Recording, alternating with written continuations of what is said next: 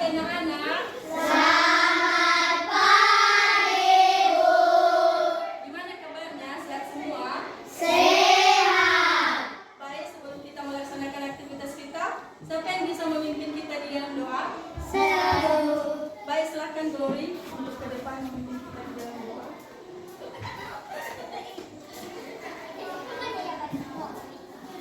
Teman-teman, mari kita bersatu dalam doa. Allah Bapa yang bertata di atas kerajaan surga, kami mau belajar dan sebagai pendengar belajar, kami mengucap syukur kepada Engkau karena bertemu kepada kami ya Tuhan Yesus. Tuhan Yesus, buka hati pikiran kami untuk menjawab segala sesuatu apa yang dikatakan Guru kepada kami ya Tuhan Yesus. Tuhan Yesus, doa kami ini kami panjatkan melalui anaknya Yesus Kristus, Juru Selamat dan Juru kami. Amin. Amin. Terima kasih Bapak, silakan ke belakang. Baik, sebelum kita melaksanakan pembelajaran kita, bagaimana kalau kita bikin dulu tepuk semangat? Biar kita semuanya semangat. Kalau Ibu nanti bilang tepuk semangat, kalian bilang semangat. Tepuk semangat dimulai.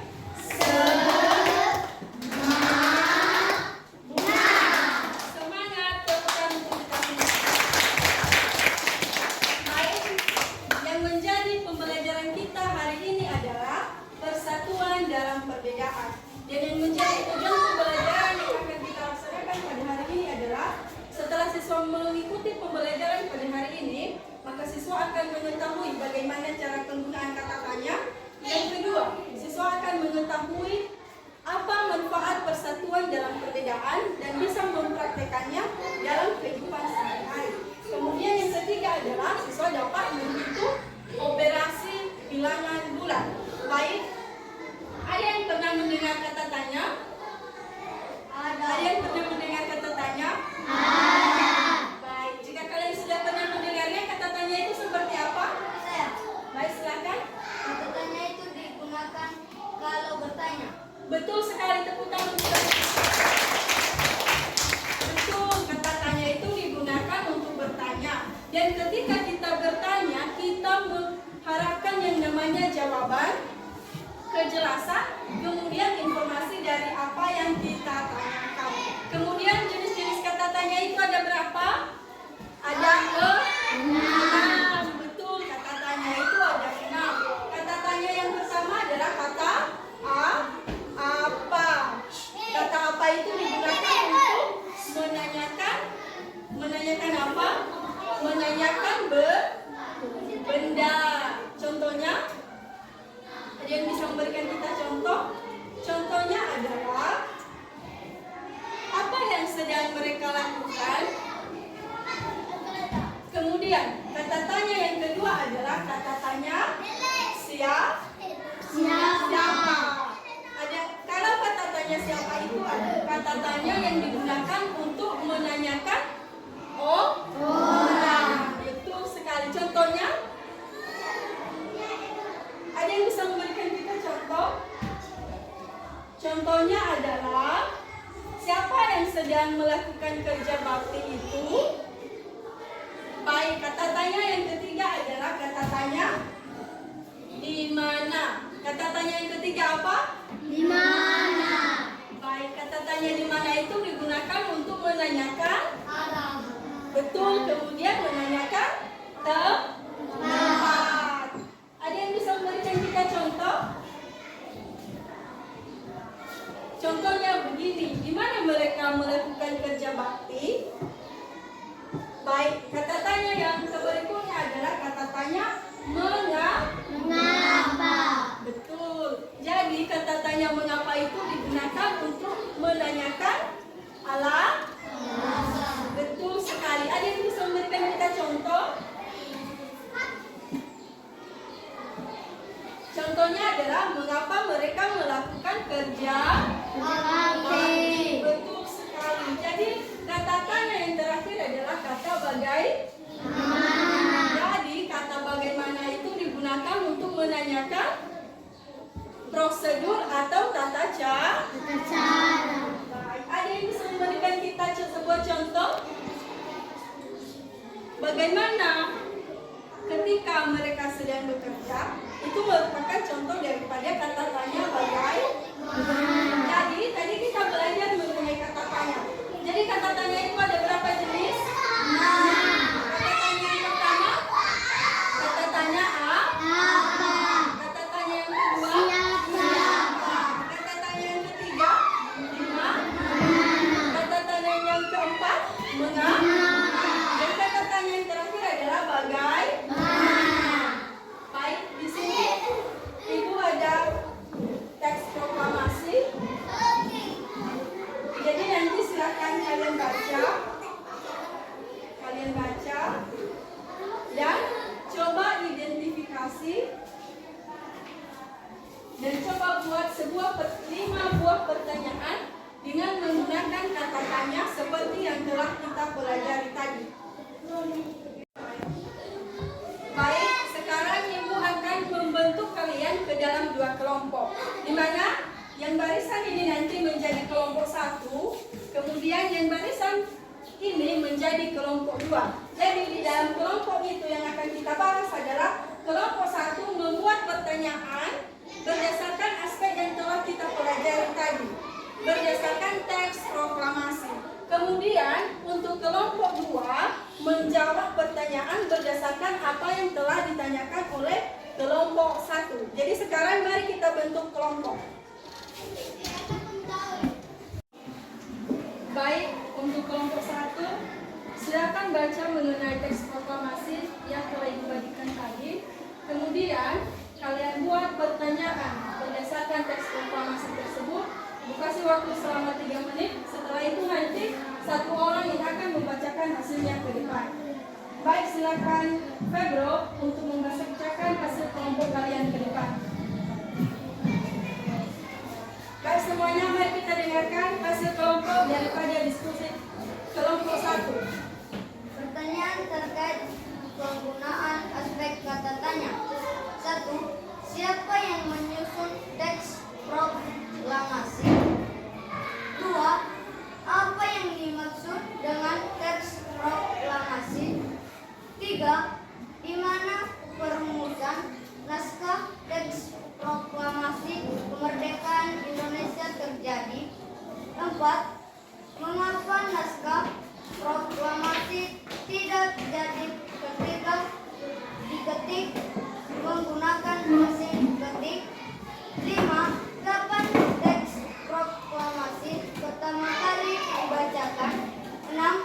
Bagaimana menyusun teks proklamasi? Baik, tepuk tangan untuk hasil diskusi kelompok 1. Baik, sekarang untuk kelompok 2, setelah kalian memahami apa yang menjadi pertanyaan dari kelompok 1, maka kalian menjawab pertanyaan tersebut berdasarkan teks proklamasi yang telah dibagikan tadi. Baik, siapa yang membacakan hasil diskusi ke depan? Silakan Putra untuk membacakan hasil diskusinya ke depan.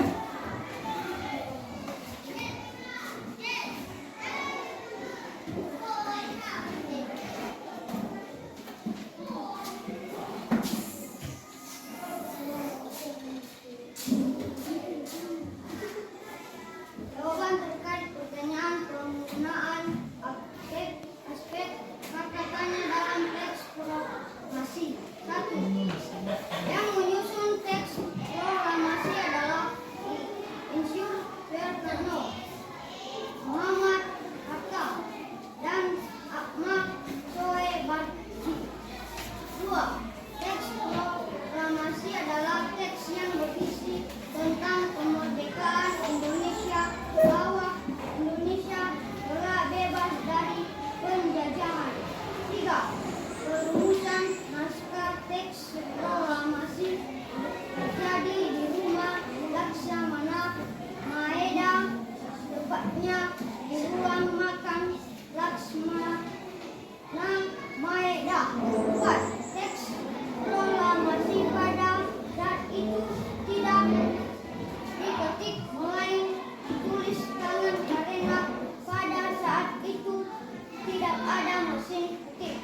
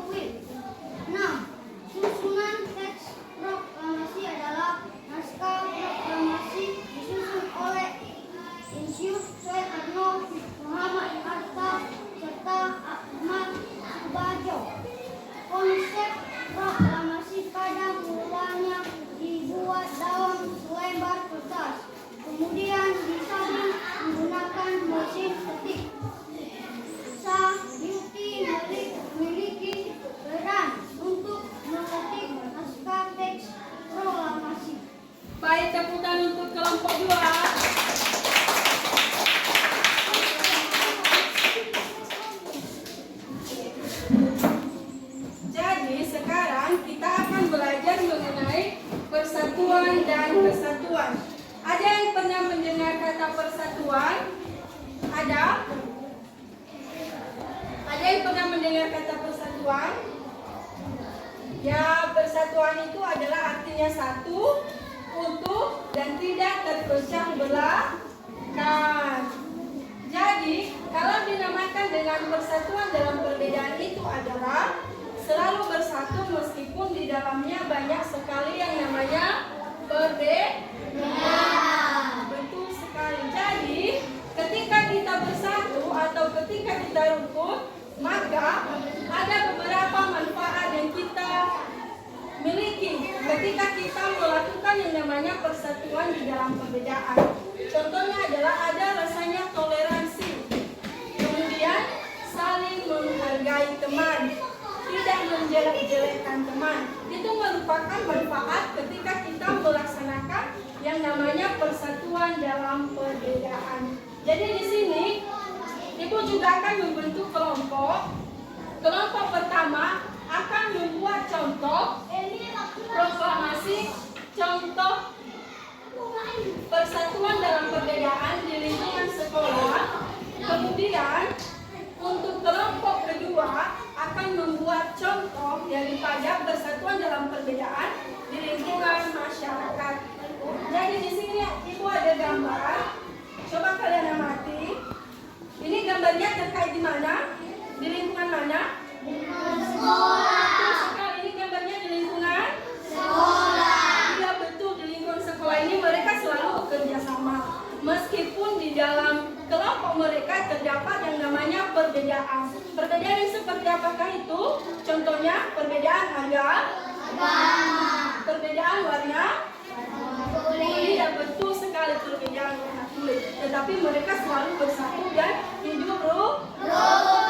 Baik, yang kemudian adalah Ibu punya gambar yang ini gambarnya terkait di lingkungan mana?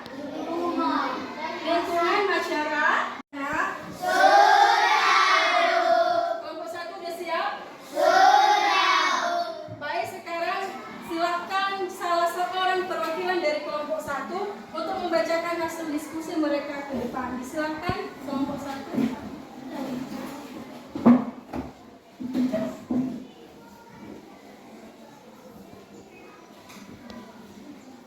Usaha dalam meningkatkan persatuan dalam kesatuan di masyarakat. 2. 1. Menghormati tetangga. 2. Saling menyapa dengan tetangga. 3. Saling membantu jika ada tetangga yang membutuhkan bantuan. 4. Tidak membeda-bedakan warga yang tinggal di sekitar rumah. 5.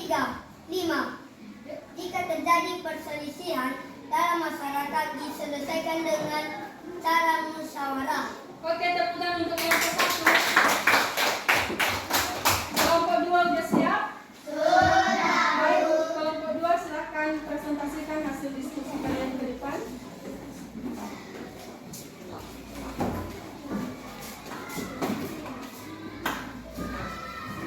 Contoh-contoh lain upaya dalam meningkatkan persatuan dan kesatuan di sekolah. 1. Menghormati guru. 2. Tidak mengejek teman. 3. Tidak membeda-bedakan teman. 4. Tidak bertengkar dengan teman. 5. Mematuhi peraturan sekolah. Tepuk tangan untuk kelompok dua. Jadi betul sekali contoh-contoh yang telah kalian sebutkan tadi. Sekarang kita akan belajar mengenai operasi hitung campuran bilangan bulat. Ada yang pernah mendengar? Jadi kalau misalnya kita menghitung operasi hitung bilangan bulat, maka kita harus mengetahui dulu tanda-tanda dalam matematika. Dan tanda yang pertama adalah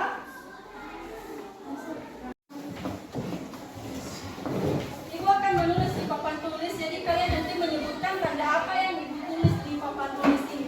Ini tanda Tambah. betul. Kemudian ini adalah tanda Kurang. betul. Kalau ini tanda Bagian. kalau ini tanda Kali. betul. Jadi kalau kita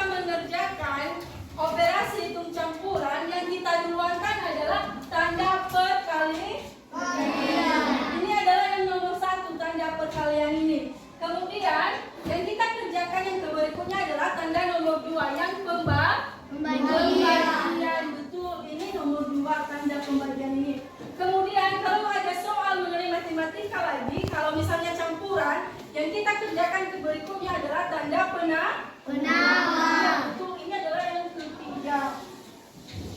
Kemudian yang berikutnya adalah tanda Pengurangan. Betul, ini adalah nomor 4. Jadi kalau misalnya ada soal begini,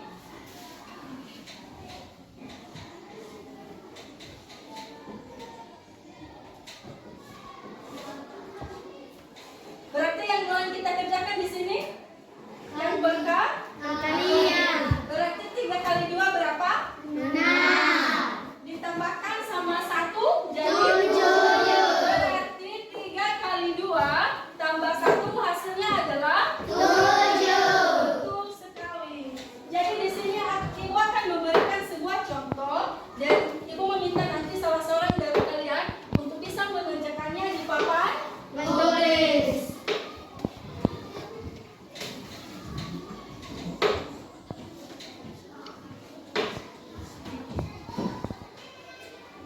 Ada yang bisa mengerjakan di depan? Yang soalnya 3 tambah 5 kali 1. Berarti yang belum kita kerjakan adalah berkali. Kalian. Berarti 5 kali 1 5. ditambah 3. 8. Berarti hasilnya adalah 8. jadi begitulah dalam mengerjakan soal operasi hitung campuran. Yang pertama sekali dikerjakan adalah yang ada tanda perkali.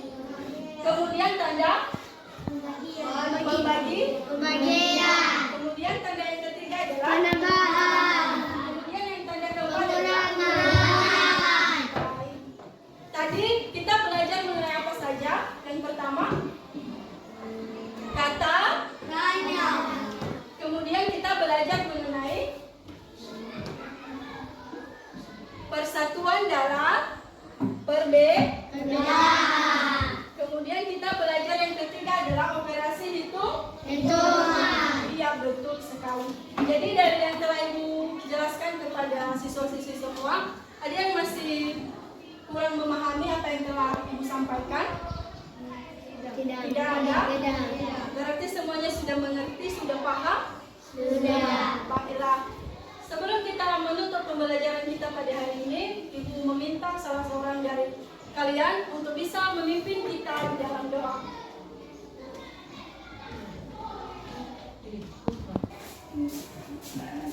Teman-teman, kita dalam doa. Terima kasih atas pertolongan-Mu pada kami pada hari ini. Tuhan, Kau telah menolong kami. Kita belajar sampai siang hari ini, ya Tuhan. Tolonglah kami. Nanti Tuhan, itu juga kami mau belajar. Tuhan, tolong kami. Kalau kami belajar,